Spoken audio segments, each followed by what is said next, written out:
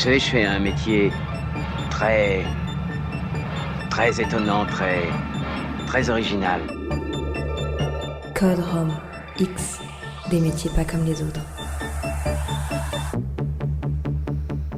Bonjour à tous, mercredi 18h, c'est Code Rome X. Code Rome X, c'est cette émission qui est consacrée aux métiers pas comme les autres, peu, mal connus, voire non répertoriés dans la nomenclature des professions. Jim à l'antenne en compagnie de 5 invités. Aujourd'hui, c'est une émission un petit peu particulière car c'est le dernier opus de Code Rome X entièrement consacré à un lieu qui reçoit 4 puis 5 créateurs aujourd'hui. L'atelier Artémis, c'est un endroit qui est à quelques encablures de nos studios, qui se situe 4 bis rue Fernand Demain, entre le château et la mairie de Pornic, et nous sommes voisins. J'ai le plaisir de retrouver sur ce plateau Isatis, bonjour. Bonjour. Wasabi, bonjour. Bonjour Jim. Philippe Béchu, bonjour. Bonjour Jim. Cyril Rollo, bonjour. Bonjour. Vous étiez invités tous les 4 lors des 4 dernières émissions de Code Rome X et aujourd'hui vous êtes venus avec un 5e créateur, un 5e artiste qui occupe maintenant l'atelier Artémis. Comme chacun d'entre vous, et j'ai le plaisir d'accueillir Jérémy. Bonjour Jérémy, de son nom d'artiste J Wild Art. C'est ça. Tout à fait, et on va avoir l'occasion dans cette émission d'en apprendre un petit peu plus sur vous et votre univers de création. Comment ça s'est passé pour vous, pour les 4 autres, ces 4 émissions qu'on a réalisées dans le cadre de Code Rome X? Très bien. C'était agréable, c'était une bonne...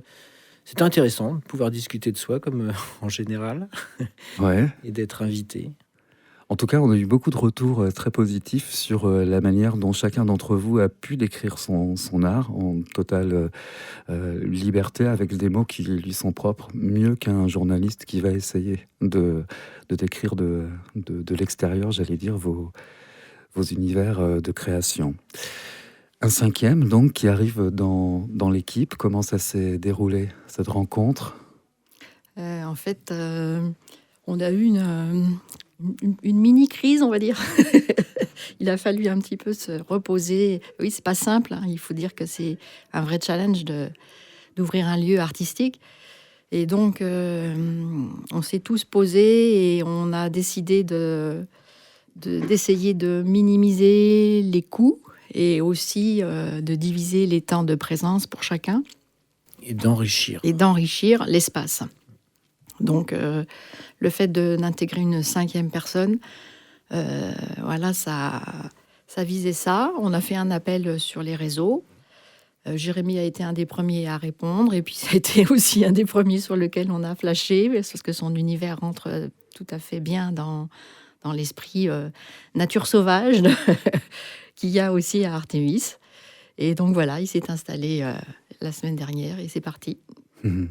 Si on fait un petit rappel de ce qu'est l'atelier Artémis, c'est donc un lieu qui accueille des créateurs d'univers différents, de pratiques différentes, qui exposent et qui proposent au public des œuvres très différentes les unes des autres. Il y a un univers sonore, un univers visuel. Oui, je pense que tous ces univers arrivent à s'intégrer dans la boutique, quoi, assez facilement, quoi. Et bon, la venue de Jérémy donne une couleur supplémentaire à la boutique, quoi, ce qui est très intéressant pour la suite. Pourtant, des couleurs, il y en a. Une nouvelle poésie. Oui, c'est un lieu poésique. Oui, on est toujours dans cet esprit-là, hein, un lieu poésique, c'est-à-dire art et musique. Voilà, la poésie aussi est présente. Et puis Jérémy, oui, amène la jeunesse aussi. C'est le plus jeune d'entre nous. Il amène son énergie à lui. Voilà, il va parler aussi de son activité, donc de street art, etc. Ça peut paraître un peu anachronique dans ce qui était présenté jusqu'ici, mais c'est ça qui est bien aussi, c'est que ça tranche, c'est que ça donne du peps, voilà. Mmh. En tous les cas, et ça je le redis, j'ai eu l'occasion de vous le dire déjà lors des Code Rome X précédents, il y a une certaine harmonie qui se dégage de ce lieu peuplé d'univers différents et de créations différentes. Il n'y a rien qui choque. Et donc là, vous intégrez maintenant le pop art. Alors ça, c'était... Je vais tout de suite embrayer là-dessus, mais c'est quoi le pop art ? Votre définition, Jérémy ? Alors moi, en fait, la définition du pop art, moi, je suis assez féru de tout ce qui est film, Tarantino, musique, toute cette culture-là, un peu old school, voilà. Et du coup, j'ai voulu aussi dans mon art intégrer différents objets, enfin voilà, des tableaux dans lesquels je représente soit des acteurs de films bien cultes, Retour vers le futur, les films de Tarantino, tout ça. Voilà, j'en crée quand j'ai vraiment une envie ou voilà, une idée qui me vient. Je vais pouvoir faire un petit tableau comme ça, par-ci, par-là, et puis après, je vais revenir à mes classiques plutôt de faune et de flore sauvage. C'est un univers très coloré que le vôtre. Alors oui, alors au début, c'est vrai que j'étais plutôt parti, moi, sur... je créais pas mal au début du noir et blanc, en fait, parce que je suis tatoué, j'aime la culture du rock, tatouage, donc c'est vrai que j'avais une appétence pour aller vers le noir. Et c'est vrai qu'avec les retours que j'ai eus, et puis à force de pratiquer aussi, j'ai découvert que les couleurs, en fait, ça me procurait pas mal de choses, pas mal d'émotions positives à peindre. Et donc, petit à petit, je suis venu aux couleurs et à beaucoup de couleurs. J'ai attrapé justement une définition qui figure sur votre site internet et qui dit que votre atelier propose de plonger dans un monde onirique qui convie le spectateur à s'explorer lui-même. Chaque œuvre évoque des sujets qui parlent dans une langue dont une nuance, un contraste font basculer les sens. L'artiste expose ici sous toutes les formes possibles ce décalage d'avec la réalité qui propulse le spectateur dans son univers. Les objets banals basculent alors dans l'insolite, les expressions phonistiques rayonnent d'émanations sauvages dans des tableaux dont les couleurs vives charment le regard. Alors là c'est une question pour les 4 autres, est-ce que ça décrit bien son univers à Jérémy ? Oui, tout à fait, oui. Moi j'aime beaucoup, c'est vrai qu'il dessine aussi sur des objets... inattendus, là, comme des vieux vinyles, ces bombes qu'il utilise pour les graphes, etc. Donc, moi, j'aime beaucoup aussi l'univers, des animaux un peu jungle, enfin, voilà, très, très colorés, souvent surlignés de noir, justement. Après, je pense que ça fait référence aussi, tu me l'as dit, Jérémy, à tes voyages aussi, beaucoup de voyages. Oui. Ouais. Et de très belles photographies, d'ailleurs, de Tahiti, entre autres. Ouais. Cyril, les guitares box qui sont elles-mêmes aussi, je veux dire, pas autant colorées. Pas autant colorées, quoique certaines. Mais ça peut venir. Ouais, non, mais oui, au niveau des couleurs, pourquoi pas, ouais. Là, sur quelques modèles, là, je me suis mis un peu aussi à la peinture pour changer un peu, sortir un peu des sentiers battus ou de ce qu'on a l'habitude de faire, quoi. Donc c'est bien aussi de découvrir d'autres choses, faire d'autres choses pour voir, quoi. Faut essayer. Et peut-être des collaborations possibles. Entre nous, du coup. Ça peut être intéressant aussi, quoi. Ok, donc ça, je vais rayer ma 7e question. Je vais y revenir tout à l'heure. Isatis, c'est un univers très précieux, très fin, très subtil, presque. Qu'est-ce que ça fait de rencontrer un univers, une planète comme ça, très, très colorée, presque explosive dans certaines créations ? Je trouve ça très intéressant,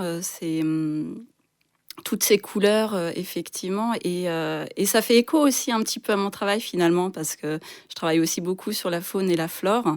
Et c'est intéressant de voir comment 2 techniques, 2 approches différentes peuvent apporter aussi des êtres, des animaux différents. Il y a beaucoup d'exotisme dans son univers à Jérémy. Exotisme, didgeridoo, on en trouve aussi. Il y a une corrélation. Oui, j'espère que Jérémy aura le temps. On en a parlé déjà justement sur une collaboration où il utiliserait certains didgeridoo comme un support d'expression picturale à la J. Et ça devrait être intéressant, ça. Un didgeridoo. Un didgeridoo, oui. D'accord. Un didgeridoo. Ok, donc super accueil de la part de ces quatre super installés déjà, ouais. Ouais. Mhm. Un super accueil. Moi, ça fait depuis l'été dernier que je suis installé à Pornic, enfin, au Clion-sur-Mer exactement. Voilà, l'idée après, c'était de pouvoir intégrer un collectif, ou, voilà, une association d'artistes. J'ai sauté sur l'occasion. C'est vrai que moi, je trouve ça très, très intéressant d'avoir l'avis d'autres artistes plus expérimentés que moi. Ça fait que 2 ans et demi que je pratique ça, donc c'est vrai que j'ai encore beaucoup à apprendre. Et voilà, pour pouvoir faire des collaborations, des échanges très riches, en fait, et ça peut que me servir pour la suite. Après ma 7e question qui est presque passée à la trappe, la 8e maintenant, qui concernait le terme collectif. Est-ce que l'atelier Artemis devient un collectif ou est-ce qu'on s'en approche?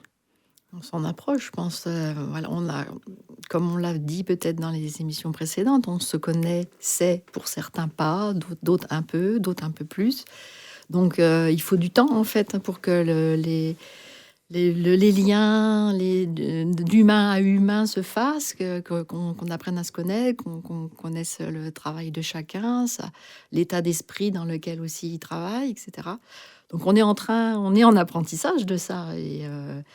Et je crois que c'est aussi ça un challenge, effectivement, de construire un groupe. Construire, ouais, je Mm. vais pas te couper, c'est aussi une création en fait. Artemis, c'est aussi une création, quoi. C'est une création par des créateurs, mais c'est une œuvre en mouvement où on a aussi changé des dispositions. Déjà, on a invité quelqu'un et c'est une œuvre infinie, quoi. Oui, c'est tout le temps en chantier, en fait. On est tout le temps à essayer de peaufiner la chose, que chacun se sente au mieux aussi dans le projet. Donc, il faut adapter en fonction des activités des uns et des autres à l'extérieur, parce que il y en a qui ont beaucoup de choses aussi à l'extérieur. Donc, voilà, c'est un challenge.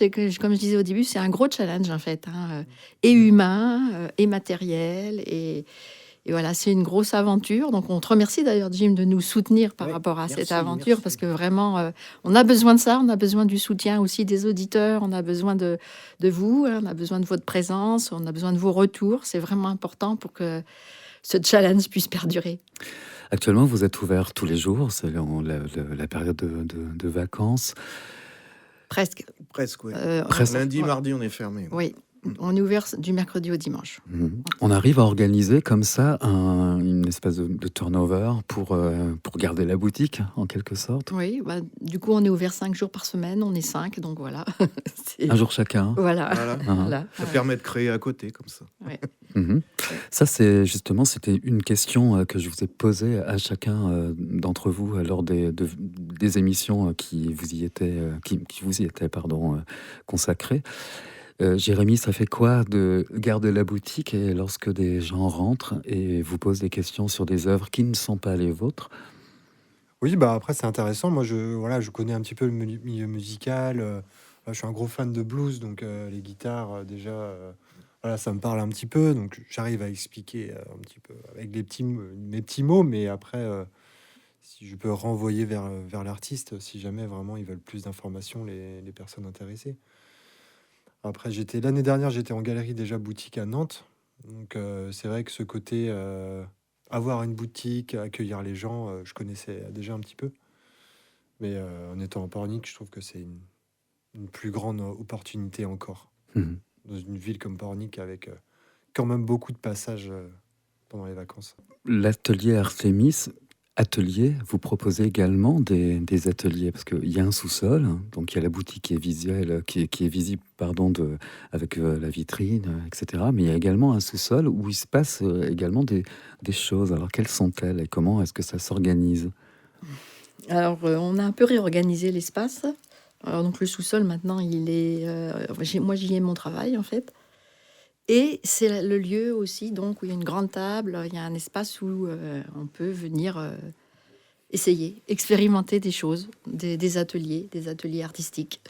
Donc là, chacun propose ce qu'il a envie de proposer et les gens viennent essayer.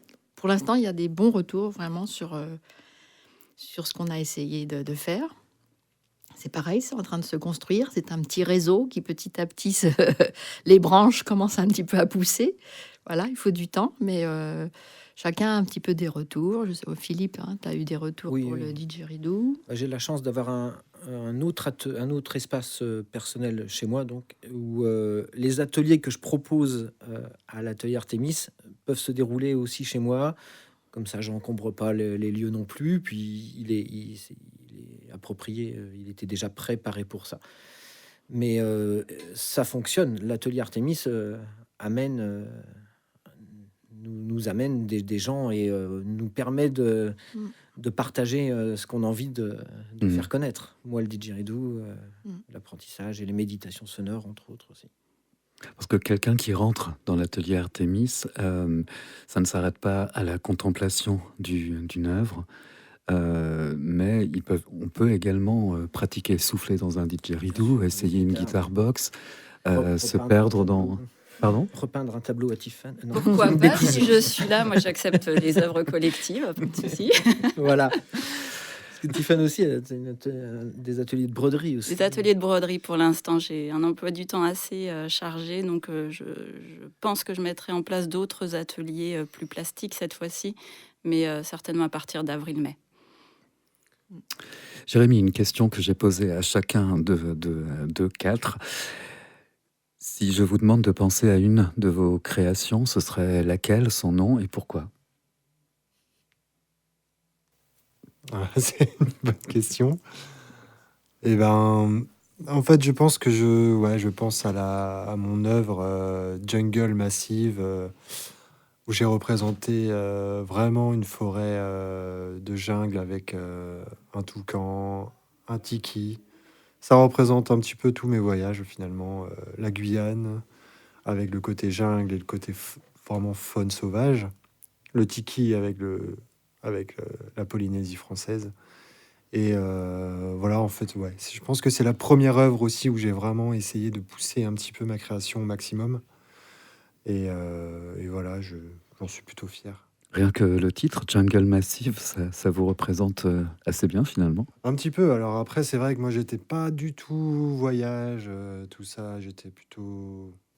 Je suis du Finistère, alors j'étais très bien là-bas avec ma faune et ma flore sauvage. Mais après, dès que j'ai rencontré ma femme, c'est vrai qu'elle était très, très baroudeuse. Donc on a voyagé beaucoup. Et mes beaux-parents sont à Tahiti, donc on a eu l'occasion d'aller là-bas et faire d'autres voyages aussi. Donc ça m'a nourri beaucoup pour mes peintures. Et ça a construit mon identité artistique. Qu'est-ce qu'on pourrait rajouter à tout ça ? On en a déjà parlé beaucoup de vos univers individuels, puis de ce lieu que vous partagez. Qu'est-ce qu'on pourrait rajouter qu'on n'a pas encore dit dans cette émission ? J'avais envie de rajouter sur les œuvres des autres quand on reçoit quelqu'un qui est intéressé par que ce soit des tableaux de quelqu'un d'autre ou des guitares, c'est pas compliqué parce que ça s'explique pas un tableau, ça se regarde. Une guitare, ça s'essaye. Donc quand quelqu'un est intéressé par une cigar box, on lui branche, il essaye. C'est un tableau de Jérémy, une sculpture de Béa, ça se raconte pas, ça se regarde quoi. Donc c'est facile. Puis Après, quelquefois, il y a quand même des questions techniques. Par exemple, moi, Ouais. par rapport à ma technique, il y a quand même des questions techniques sur avec quoi c'est fait, comment c'est fait. Donc, il y a des petites aides un peu affichées, etc. Il y a des photos pour que les gens qui vraiment veulent aller plus loin et s'y intéresser davantage trouvent quelques réponses.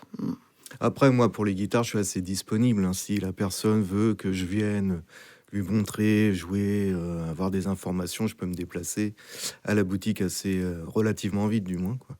Donc, pour voir avec lui. On aime bien avoir l'artiste qui a créé l'objet avec soi quand on achète. Et ses mots à lui, Et qui ses peuvent mots à lui, décrire ou expliquer ou Tout à fait, aller ouais. plus loin dans la démarche de découverte. D'ailleurs, on leur dit, tiens, Cyril, tel jour, il sera de permanence. Si vraiment vous voulez le voir, venez ce jour-là, cette semaine, il sera là. Vous voyez, quand les gens restent quelques jours, quelquefois, ils préfèrent revenir, du coup, puis voir la personne qui a créé l'œuvre. Merci beaucoup à vous 5. Je recevais aujourd'hui Isatis Wasabi, Philippe Béchu, Cyril Rollo et accompagné du petit dernier qui vient de rejoindre l'atelier Artemis, Jérémy J. Wildheart. On vous souhaite une bonne continuation. Allez-y à l'atelier Artemis, 4 bis rue Fernand Demain. C'est entre le château et la mairie de Pornic. À quelques encablures de Jade FM. Venez aussi, il y a toujours du café, du bon café, il paraît ici. Merci à vous. Merci. Merci. Merci.